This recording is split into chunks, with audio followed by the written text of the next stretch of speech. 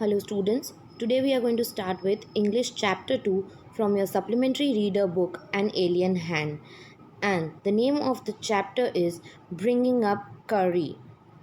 In this chapter,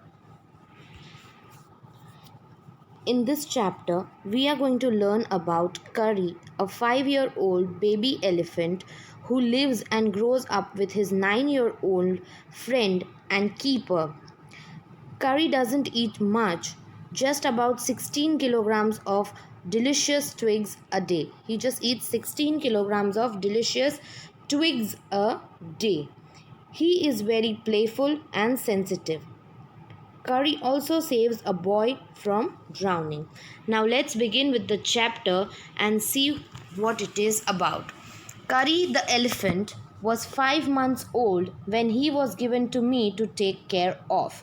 Okay, so here this boy says that he got this elephant Kari when he was 5 months old. I was 9 years old and I could reach his back if I stood on tiptoe. Means if he stood on his toes, he was of that height that he could reach the elephant's back.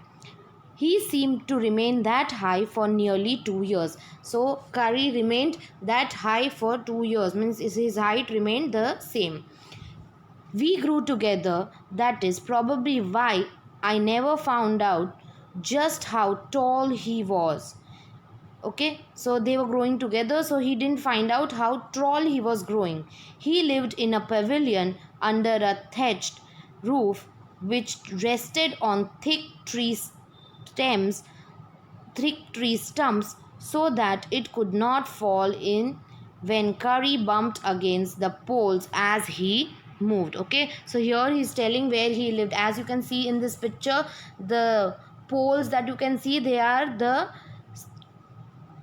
trunk of the tree, and the thatched roof means all these roof made of hay and all. As you can see, Kari and his owner, the keeper, 9-year-old boy, see he can barely reach his back. Moving on, one of the first things Kari did was to save the life of a boy. Kari did not eat much, but he nevertheless needed 40 pounds of twigs a day to chew and play with. Okay, he did not eat much, but he needed 40 pounds of twigs. That is 16 kilograms of twigs a day. Twigs are the small, thin wooden pieces that grow as branches, right? So they are twigs. So he needed those twigs to play with and chew. Every day I used to take him to the river in the morning for his bath. So this boy every day took him to the river for his bath.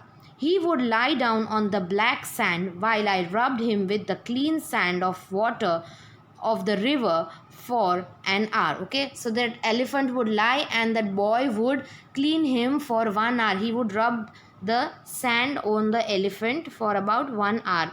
After that, he would lie in the water for a long time and the elephant would just relax in the water. On coming out, his skin would be shining like ebony and he would squeal with pleasures as I rubbed water down his back. Okay, so after having bath, he would be so excited. He would squeal, means the sound that the elephant makes, and he would be like shining with the after his bath. Then I would take him by the ear, because that is the easiest way to lead an elephant, and leave him on the edge of the jungle while I went into the forest to get some luscious twigs for his dinner. Then they both go together to the jungle. How he leads him?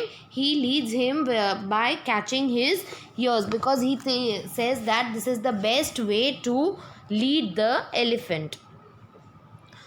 One has to have a very sharp hedge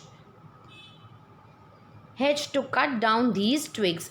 It takes half an hour to sharpen the hedge, because if a twig is mutilated, an elephant will not touch it. Okay, so he says that it takes 1 hour to sharpen that hedge. Hedge is the what do you say, a saw kind of a thing which cuts the twigs with. It was not an easy job to get twigs and saplings for curry. I need to climb all kinds of trees to get the most delicious and tender twigs. So this man used to climb on many trees to get him his food the way he likes. As he was very fond of the young branches of the banyan tree, which grows like a cathedral of leaves and branches, I was gathering some, and one spring day in March, when I suddenly heard Kari calling to me in a distance. Okay, so here he was collecting his favorite banyan tree twigs, and then he heard him call. As he was still very young, the call was more like that of a baby than an elephant. Okay, so he was a small baby, right? So he sounded like a baby than an elephant.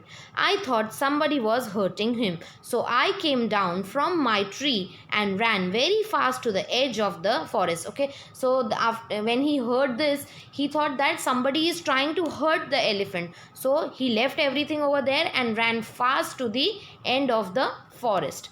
Where I had left him, he was not there. And then he finds that wherever he had left him, he was not there. I looked all over, but I could not find him. So he looked here and there. I went near the edge of the water and saw a black something struggling above its surface. Then he goes near this edge of the water and sees that there is something black struggling over the surface. Then I rose higher, and it was the trunk of my elephant. And then as he moved forward, he saw that it was the trunk of his elephant. I thought he was drowning. So on seeing that, he thought that the elephant was drowning. I was helpless because I could not jump into the water and save the 400 pounds of elephant, since he was much higher than him. Okay, so he was feeling helpless, that how can I save such a huge elephant? I am such a small boy, and how will I drag him out or pick him up? But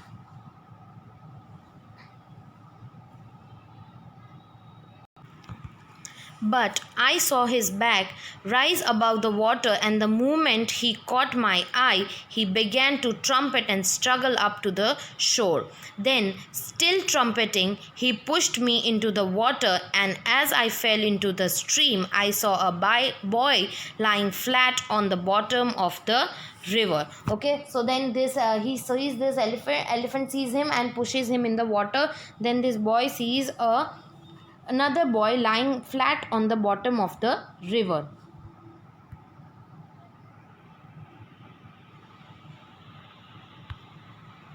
He had not altogether touched bottom, but was somewhat afloat. Means he was not actually drowning, but he was a little floating. I came to the surface of the water to take my breath, and there Kari was standing, his feet planted in the black sand bank, and his trunk stretched out like a hand waiting for him. Okay, so he was standing over there, and as if we try to give someone a hand, that kind of a gesture he was showing. I dived down again and pulled the body of the drowning boy to the surface, but not being a good swimmer, I could not swim ashore, and the slow current was already dragging me down. Okay, so he was not a very good swimmer, so he could not swim that well, and the current in the water's pressure was dragging him down.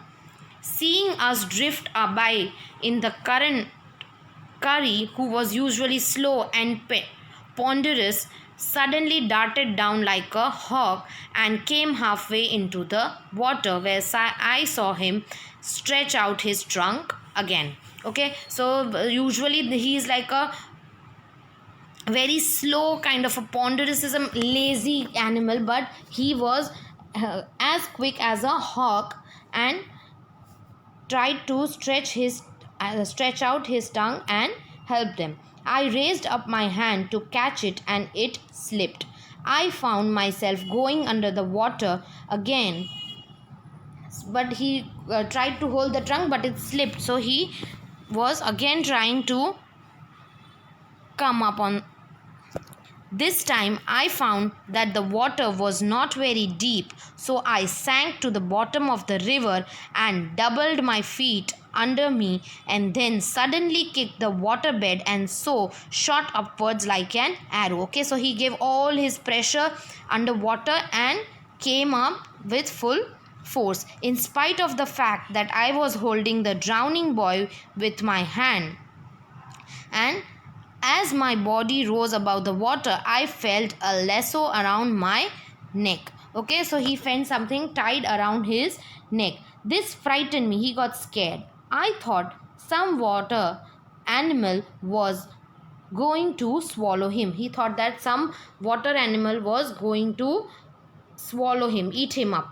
I heard Kari squealing, and I knew it was his trunk about my neck. He pulled us both on the shore. Then suddenly he realized that it was not some animal, as you can see in the picture. It was the elephant's trunk that was around his neck and was trying to save him and the boy from drowning. The elephant was trying to help them. Okay, so this is the first part of the chapter. I hope you all have understood. The second and third part will continue. Thank you.